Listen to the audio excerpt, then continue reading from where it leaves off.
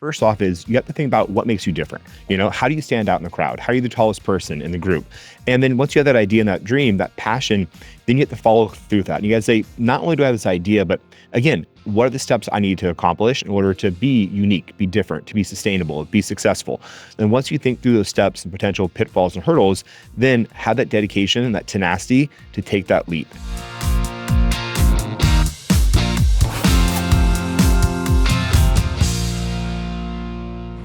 Howdy, y'all. I'm Elizabeth Gore. Welcome to The Big Idea from Yahoo Finance, the show that navigates the world of small business and entrepreneurship. All businesses start with one light bulb moment, and each week I'm going to take you on a journey with America's entrepreneurs. We're going to get between the spreadsheets with these operators to flow from their smallest failures to their biggest success.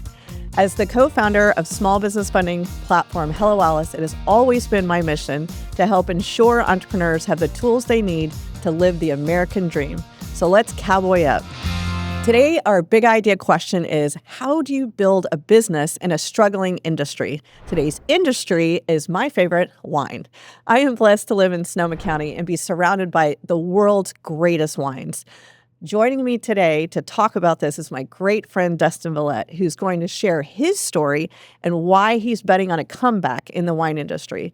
Dustin is an award-winning chef and winemaker. He has beloved restaurants in Northern California in Healdsburg called Valette and Matheson. He is feeding y'all 14,000 people a month on average in my own hometown.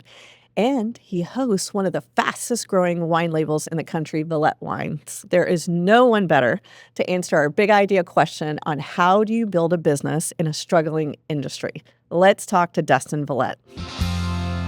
Dustin, welcome to The Big Idea. I'm so happy you're here. This is, as a neighbor, a friend, the best chef ever. I love you. I need a t-shirt that says that, by the way, right? Neighbor, best friend ever. Great dad. Come on. Great dad. All the above. All of the above. Now, nice. We were really excited for you to come today because our big idea topic is how do you build a business inside a struggling industry? Yep. And, not only are you this award-winning chef, but now you have one of the fastest growing wine brands in America. I need to back up though. What was your big idea? So when it comes to the wine brand, I really wanted to create something that showcased hospitality, that really showcased where we're from, Healdsburg. And through a culinary perspective, it's fantastic. We're able to do that with hospitality. We're able to do that showcasing the foods we have in Sonoma County. But the wine brand is a natural extension. It's also fun because I can send you a recipe to New York, where we are right now. Yeah. I can send you a recipe and I can also ship you a bottle of wine. And that way you could have the culinary element of what we create, but also have that wine part too. Are your wine sales good? Because I drink all your wine. It's kind of funny to look at it. It's really like top honest. market. It's like Elizabeth Gore right there. I think you're number 2 right now. Well, so extension. So let's talk a minute. You started in Healdsburg with, I think of it as a building. I don't think that's a fair statement, but tell me about the origin story with your grandfather, your great-grandfather, and how you kind of brought the legacy back. Absolutely. So my family started is a classic American dream. My great-grandfather, Henri Valette, started in Decazeville, France, and he came over here in 1902. He came over from Decazeville. Classic immigrant story. He was a baker by trade and absolutely loved just the American dream, this idea that, you can have and be anything you want in America. So he started in San Francisco and he worked his way up till he hit Healdsburg. When he hit Healdsburg, he thought this was the next reincarnation of France. So he started our family there in Healdsburg, and his very first bakery was called the Home Bakery, and that's where Valette is right now. Okay. And for me as a kid, I always hear the stories of my great-grandfather, coming to America, bringing the family over. And it was always this kind of dream of mine of saying one day we're gonna be able to open a restaurant inside his original bakery and kind of continue that legacy, continue that dream of showcasing and telling the story of Sonoma County and Healdsburg. And then you did a second building. And then we did the second, yes. Yeah. So the second one, the Matheson, we bought that about 6.5 years ago. We opened the restaurant about 3.5 years ago now. That restaurant, amazing, super fun. It's a natural extension of Valette. It's bigger, it's got 3 stories to it, but that restaurant really tells the story of artisans and craft makers, and it tells the story of amazing vintners, amazing ranchers, farmers, fishmongers, and it puts it all together in one big, fun, multi-concept, big toy. Big toy. Big toy. That we love to eat. So interestingly, most small business owners, the average age is 45 years old. Yep. And a lot of them have a dream, but they take all these steps in their lives before they get there. You went to the other CIA, the Culinary Institute of America here in New York. You were chefing. Can I say chefing? You can say chefing. That sounds good, right? It's an official term now. You were at Hawaii. You started a restaurant in Vegas. You all over the world, Europe, but then you came home. I did. And started this. And, what was it? Oh, you worked with Charlie Palmer. Yep, Dry Creek Kitchen for 6 years. Yeah. So what was that leap? And when a small business owner has this in their head, what was the leap and what would you tell a business owner that wants to make that leap? Absolutely. And I think the first off is you have to think about what makes you different. Okay. How do you stand out in the crowd? How are you the tallest person in the group? And then once you have that idea and that dream, that passion, then you have to follow through with that. And you got to say, not only do I have this idea, but again, what are the steps I need to accomplish in order to be unique, be different, to be sustainable, be successful? For myself, as a kid, I started cooking at 13. I always had this dream to open my own restaurant. And for me, very fortunate, we opened Valette 10 years ago. So we're at a 10-year anniversary right now. Congratulations. Literally this week. Amazing. Very excited for that. But we started the idea and the dream saying, we're going to do something different. We're going to be different than everyone else. We're going to have a big fancy style restaurant, Michelin style restaurant, but no tablecloths. Our servers can wear jeans. We're going to have verticals of Verite and La Colla, but instead we're going to have it approachable and fun. And I think it's really important that if you're an entrepreneur, you have this dream, you have this idea, this passion, think through the steps. And once you think through those steps and potential pitfalls and hurdles, then have that dedication and that tenacity to take that leap. Now, your dad is a retired firefighter. Yes. And only 47 years. That was it. So incredible. And by the way, my favorite thing is to walk into both your restaurants and see him and give him a big hug. But did any history in your family, because a lot of businesses come out of inspiration from your family, push you towards this? Not really. My dad's a French, and we grew up a little different. We grew up every night, no matter what, we'd eat dinner together. My parents, unfortunately, that kind of transition, that changed when I was around 11. And I kind of lost the opportunity to have dinner together with my parents. They had a divorce. And I always sat back and said, it'd be really cool one day to be able to put that together for not just me, but for other people. And that was kind of the beginning of the Valette hospitality dream idea, right? I'd be able to bring families together, bring friends together. And you think about every single person in the entire world, we all do the same thing. We all eat dinner, right? We all eat lunch. Sometimes that's quick, sandwich on the go. Sometimes that's a beautiful Michelin 3-star restaurant experience. But to be able to bring people together and sit down, enjoy that moment, celebrate that moment is something that was always been a very big part of my heart and always been the driver behind my businesses. So there's matters of the heart and then there's matters of the head and the mind. Yes. And you started Valette Wines, frankly, when the wine industry was starting to go to rock bottom. And so, our big idea question today is do you and why do you and how do you build a business in an industry that's struggling? So one, I just got to know why now in a really tough time. Yep. And then two, what would your advice be when people are thinking about it? Great questions. Those are really good questions. And I sit back and look where we are now. We're in beautiful New York City. And you think about the competition out here is fierce. But if you can make it in New York, you can make it anywhere, right? And I think the exact same idea happens in the wine industry. We did start a wine brand at kind of not the most opportune time. But end of the day, it also kind of makes you sharper, makes you stronger. It gives you more passion. It gives you more dedication to the craft. We started this not just to start a business. We started this to tell the story of these amazing winemakers. Our wine brands are completely different than most. We have Jesse Katz, Tom Rocchioli, Bob Cabral, Dave Ramey, Michael Brown, these amazing winemakers that make the wine for us. And my job is to tell the story, to tell their passion, to tell what their craft is, to showcase that, to give them the canvas to paint, if you will. And I think from a entrepreneur out there, the entrepreneur element of it is sitting back and saying, again, have this idea, think about how you're gonna be different and take that challenge. I am the biggest believer that competition makes the collective industry better. You look at the restaurant business, right? And that's where I kind of cut my teeth. Yeah. And Healdsburg is an amazingly kind of competitive landscape. You have Michelin restaurants, you have Charlie Palmer there, you have Calcagni, these amazing chefs, right? But what we do is we not only help each other, but we try to be better than the other person, right? That causes us to push ourselves harder. And I think the competition is key, right? If you think about any industry out there, any industry we know of, if there's only a monopoly, you're not going to have that dedication to be better than the next person. You're not going to have that tenacity. And I think in the wine industry right now, we're different. right? We have a brand that's accelerating. We're a different story. We're telling this dream, Yeah. So why? Like, what's differentiating you from other brands right now? Well, I think first off, the product itself. What we have right here is we have the best quality. Yeah, I'm so hoping you were going to open that. Oh, yes. Perfect timing here. So we have the very best winemakers. We have, again, this right here is a Bob Cabral Pinot Noir. So we have the best winemakers, number one. Number two, we're able to utilize the brand that we have, the culinary brand, the hospitality brand. No matter what you're doing, you have to have the very best quality product. If you're making shoes, you're making shirts, you're making microphones, whatever that is, the very best quality product, number one. Number two, how do you differentiate yourself? What's different about it? Number three, you need to have the passion, dedication to see that project go forward. For us, the industry is kind of funky right now. Yes. But we're the opposite. We're out there saying we're going to utilize the energy we have of our restaurant brands. We're going to utilize the energy that we have of bringing Sonoma County to other markets.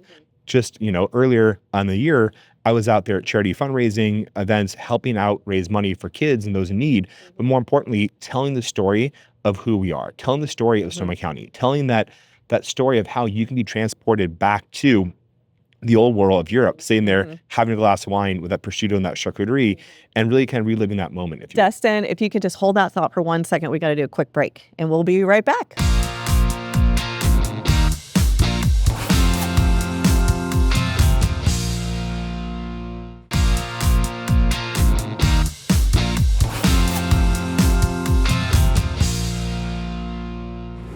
Welcome back to The Big Idea. I'm Elizabeth Gore, and I'm here with Dustin Vallette and his amazing Pinot Noir. Now, you had me at wine.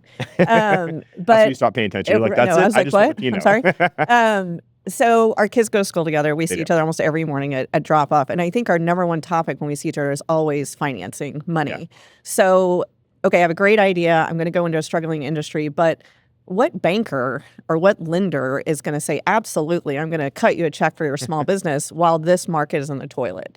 I mean, how do you approach that story or that pitch to get that financing? I mean, tell me a little bit from a full technical how-to on this. Absolutely. The first thing is, how do you differentiate yourself? How are you a disruptor of the industry? What are you doing that's different than everyone else out there?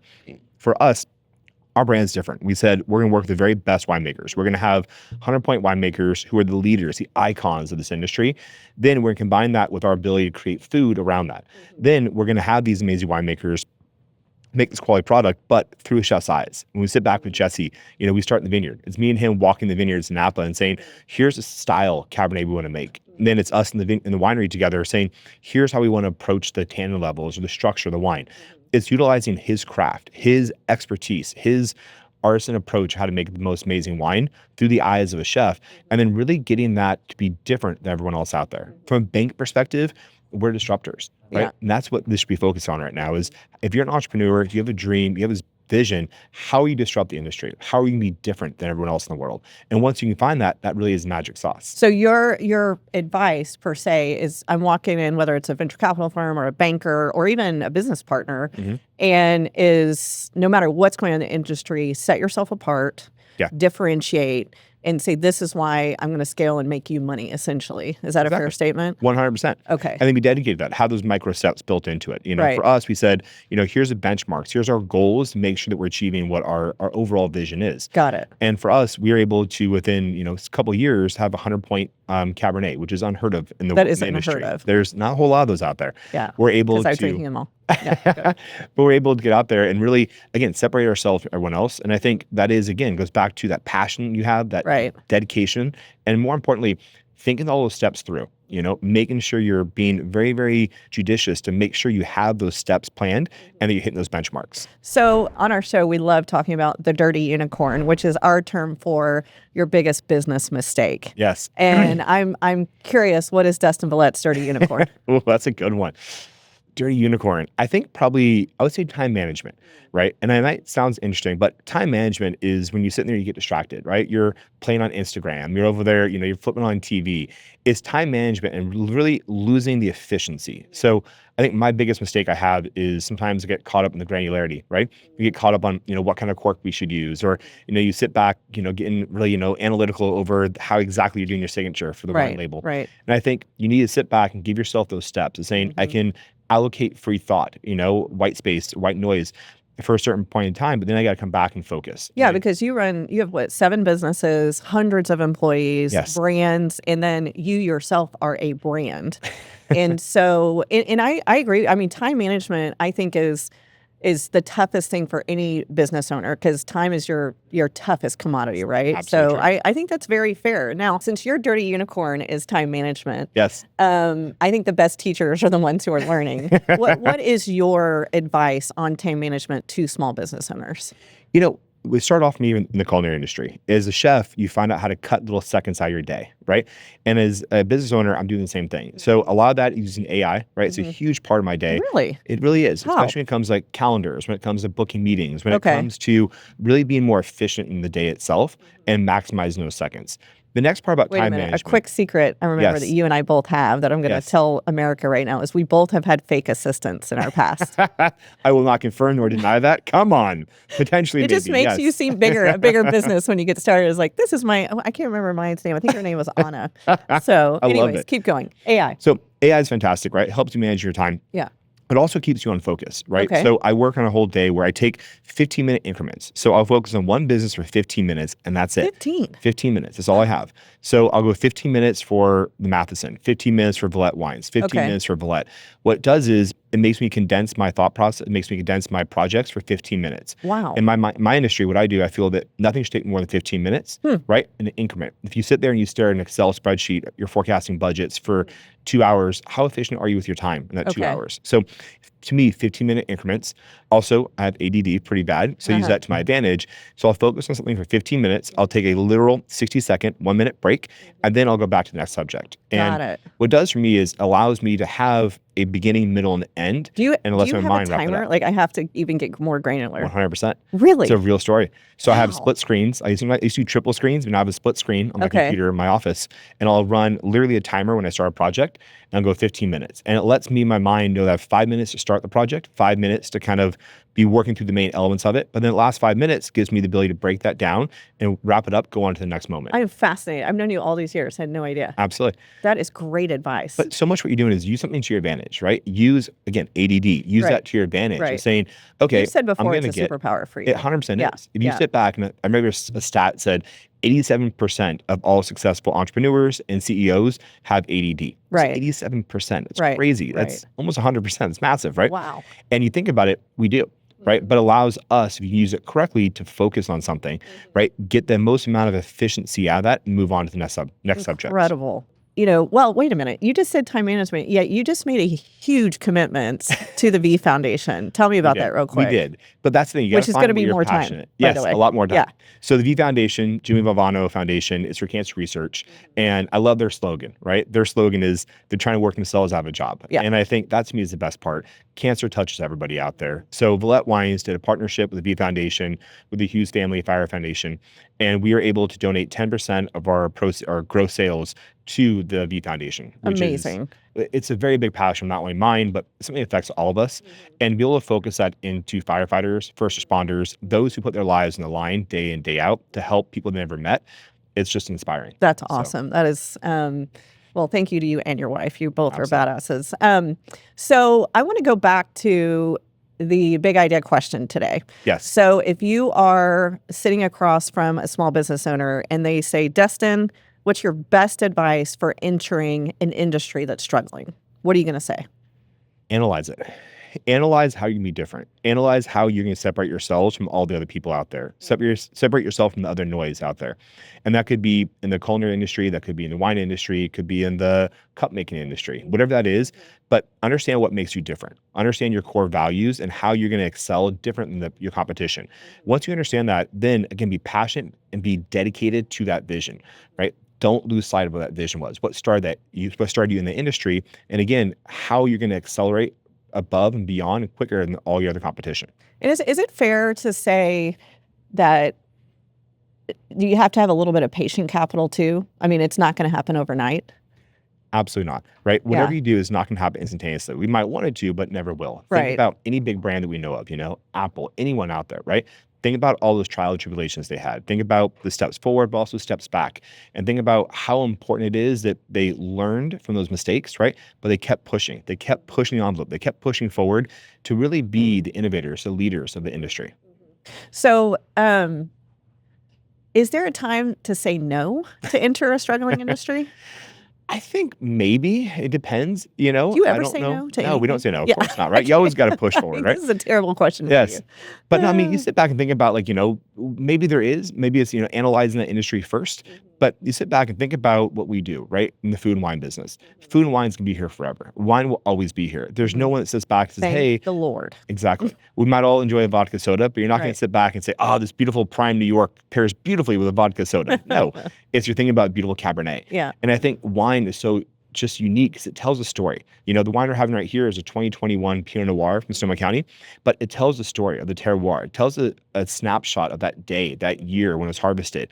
And I think wine will always be here. So, you know, potentially there's industries that have completely changed, right? Maybe a typewriter isn't the right industry to start today. Don't start a typewriter business right Probably now. not the best idea out there, but something that has maybe an adjustment coming up, it's not a bad idea. Okay. There's also, you know, a very smart friend of mine told me it's kind of fun sometimes to enter the industry when it's at the bottom, right? Enter the industry when it's in turmoil. Because if you have a clear vision of what you're going to do, how you're going to disrupt that industry, you're going to accelerate above and beyond.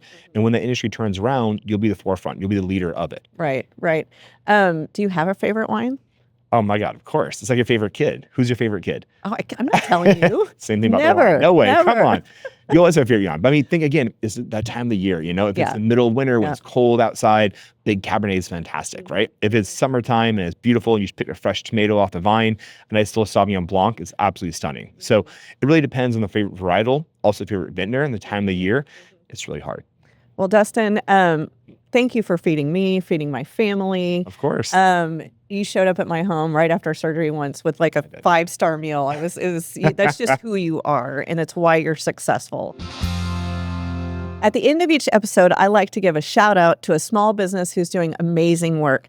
Both Dustin Vallette and I adore Russian River Brewery in Windsor, California. They make award-winning beer like Pliny the Younger and Pliny the Elder. Natalie and Vinny are incredible contributors to the community. Please check them out at RussianRiverBrewery.com. We're all out of time, but thank you to Dustin Valette for coming on the show, and thank all of you for joining us. We hope you learned a lot. This has been The Big Idea from Yahoo Finance. Watch us every week on your favorite streaming service. Find videos at yahoofinance.com and listen wherever you get your podcasts. I'm Elizabeth Gore, and as my grandmother always said, hold your head up high and give them hell. We'll see you next time.